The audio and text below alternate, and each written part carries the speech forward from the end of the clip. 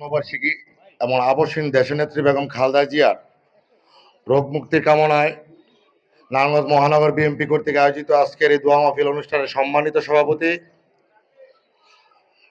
সম্মানিত প্রধান অতিথি, সঞ্চালক সহ এখানে নেতৃবৃন্দ সবাইকে নারায়ণগঞ্জ মহানগর যুবদলের পক্ষ থেকে বিপ্লবী সালাম ও শুভেচ্ছা জানাচ্ছি।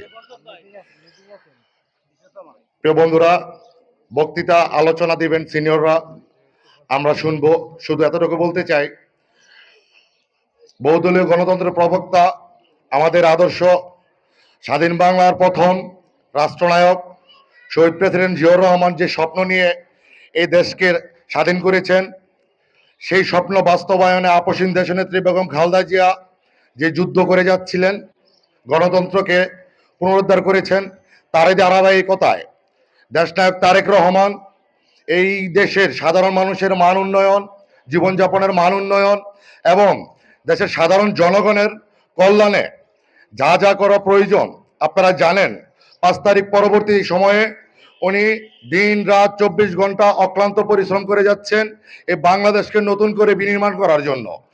আমরা আজকে এই প্রোগ্রামের মাধ্যমে আবারও ওয়াদাবদ্ধ হচ্ছি, আমরা নারায়ণগঞ্জ মহানগর বিএনপির বিপ্লবী সভাপতি এবং সাধারণ সম্পাদকের কে আবারও অবহিত করছি যে নারায়ণগঞ্জ মহানগর যুবদল দেশনায়ক তারেক রহমানের সিদ্ধান্ত এবং শহীদ প্রেসিডেন্ট জিয়াউর রহমান সাহেবের যে স্বপ্ন বাস্তবায়নে সর্বোচ্চ ত্যাগ স্বীকার করে হলো, সর্বোচ্চটা দিয়ে হলো আমরা চেষ্টা করব, করে যাচ্ছি।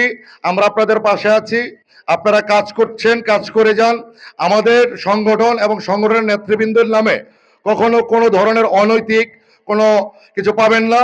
এই কথা বলে আমি আমার বক্তব্য শেষ করছি।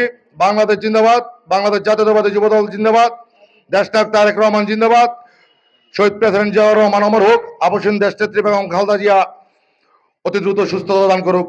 আল্লাহ হাফেজ।